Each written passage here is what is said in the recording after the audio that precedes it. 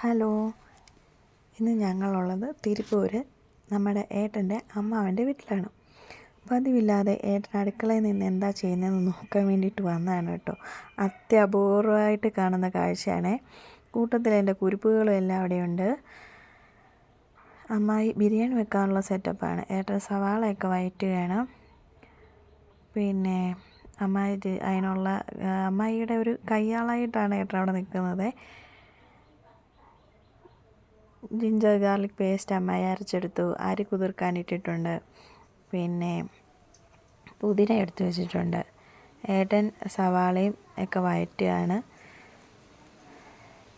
ഇതിനോടിടയ്ക്ക് നമ്മൾ 100 കാര്യങ്ങൾ പറയുന്നുണ്ട്. ഒത്തിരി നാളിന് ശേഷം കാണുക കേട്ടോ അമ്മായിനെയും അമ്മാവനെയൊക്കെ.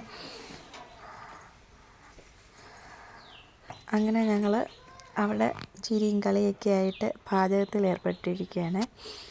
ഇത് ഓൾ ഇൻ ആളായിട്ട് ഏട്ടനാണ് അമ്മയുടെ കൂടെ ഉള്ളത്.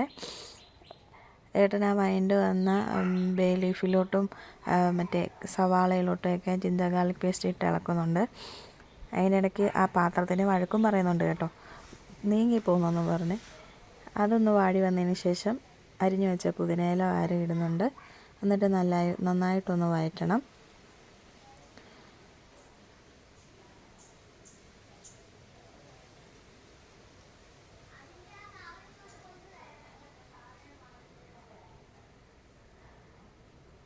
അതെല്ലാം ഒന്ന് നല്ലതായിട്ട് മിക്സ് ചെയ്തെടുക്കണം. അമ്മായി അവിടെ ഒരു നാരങ്ങയുടെ ജ്യൂസ് പിഴിഞ്ഞ് വെക്കുന്നുണ്ട്. അതെപ്പോഴാണ് ചേർക്കേണ്ടതെന്ന് അറിയില്ല, നോക്കാം.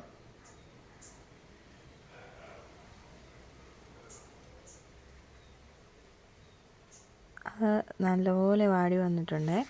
അമ്മായി അന്നേരത്തിന് കുതിർത്ത അരി വാരി വെക്കുന്നുണ്ട്. ഏട്ടൻ ആ മിക്സിലേക്ക് തക്കാളിക്ക് ഇട്ടു. നല്ലപോലെ ഒന്ന് ഇളക്കി കൊടുക്കുന്നുണ്ട്.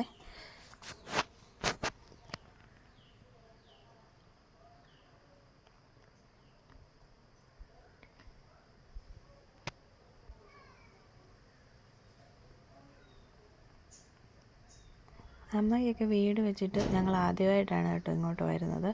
കഴിഞ്ഞ ഏപ്രിൽ അവർ വീട് വെച്ചതാണ്. ഞങ്ങൾ പെൻഡിങ്ങിട്ട് കുഞ്ഞ് വാവയുടെ പൊട്ട അടിച്ചിട്ട് വരാമെന്നും പറഞ്ഞാണ് ഇരുന്നത്. അത് നമ്മൾ കുക്കറിൽ ഇപ്പോൾ ഇട്ടത് കുക്കറിൽ വേവിച്ച് വെച്ച ഇറച്ചിയാണ്. അതും കൂടെ ആ മിക്സിയിലേക്ക് ഇട്ട് നന്നായിട്ട് വഴറ്റിയെടുക്കുന്നുണ്ട്.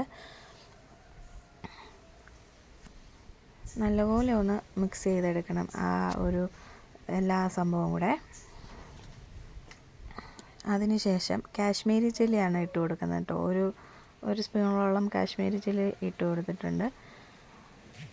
അതിൻ്റെ പച്ചമണം ഒന്ന് മാറുന്നിടം വരെ അതും ഒന്ന് ഇളക്കി കൊടുക്കുക. അതിനുശേഷം നമ്മൾ നേരത്തെ പിഴിഞ്ഞ് വെച്ചിരുന്ന നാരങ്ങ ജ്യൂസില്ലേ, അത് ഒഴിച്ചു കൊടുത്തു. 1 കപ്പ് അളവോളം തൈര് ഒഴിച്ചു കൊടുത്തു.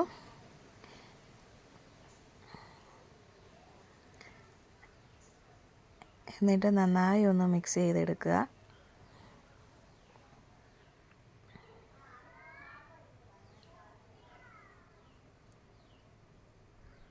എൻ്റെ വോയിസ് ഭയങ്കര ബോറാണെന്ന് എനിക്കറിയാം. എങ്കിലും വോയിസ് ഓവർ കൊടുക്കണമല്ലോ. പാട്ടൊക്കെ ഇട്ടാൽ കോപ്പിറൈറ്റ് ഇഷ്യൂ വരും. ആ മിക്സിലേക്ക് പിന്നെ നമ്മൾ ഈ കുക്കറിൽ വേവിച്ച് വെച്ചിരുന്ന ഇറച്ചിയുടെ വെള്ളമുണ്ട്, അത് ബാലൻസ് വന്നത് അതിനകത്തോട്ട് ഒഴിച്ചു. പിന്നെയും ഇളക്ക് ഗൈസ്. അത് നല്ലപോലെ തിളയ്ക്കാൻ വെക്കണം. എപ്പോഴത്തേക്കും നമുക്ക് ദമ്മിടാനുള്ള പരിപാടി നോക്കാം. ഒരു പാത്രത്തിൽ നെയ്യ് ഒഴിച്ചിട്ടുണ്ട്. നെയ്യ് ഒഴിച്ച് അരി അമ്മായി വെച്ചിട്ടുണ്ട്. തിളച്ച കറിയില്ലേ, ആ നന്നായി തിളച്ച് വന്ന കറി ആ അരിക്കകത്തേക്ക് ഒഴിക്കുകയാണ്.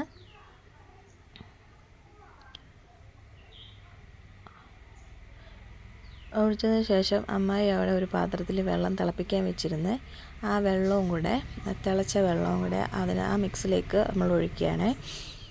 ഒപ്പം ആ അരിയുടെയും കറിയുടെയും എല്ലാം കൂടെ ഒപ്പം തന്നെ ആ വെള്ളം നിൽക്കണം കേട്ടോ.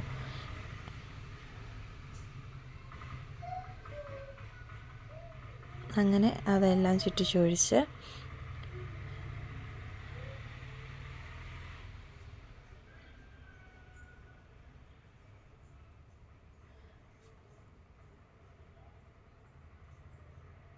നന്നായി ഇളക്കി. അവർ ഞങ്ങളുടെ ഭയങ്കര ചർച്ചയാണ് കേട്ടോ, ഉപ്പിൻ്റെ കാര്യം പറഞ്ഞുകൊണ്ട്. ശേഷം ഒരു ശകലം ഉപ്പ് അതിനകത്ത് ഇട്ടു. എന്നിട്ട് ഗ്യാസിൽ ചെറിയ ഫ്ലെയിമിൽ അത് വെച്ചിട്ടുണ്ട്. ആ പാത്രം എടുത്ത് വെച്ചു. അമ്മായി എന്നിട്ട് അതിൻ്റെ മണ്ടയ്ക്ക് ചിരട്ടയൊക്കെ കത്തിച്ചിടുന്നുണ്ട്. വിറകടുപ്പില്ല ഗൈസ് അവിടെ. അത് കാരണം എല്ലാം ഗ്യാസ് വേണം ചെയ്യാനായിട്ട്. നമ്മുടെ ബിരിയാണിയുടെ ഫൈനൽ ലുക്ക് ഇതാണ്. നല്ല ടേസ്റ്റായിരുന്നു കേട്ടോ.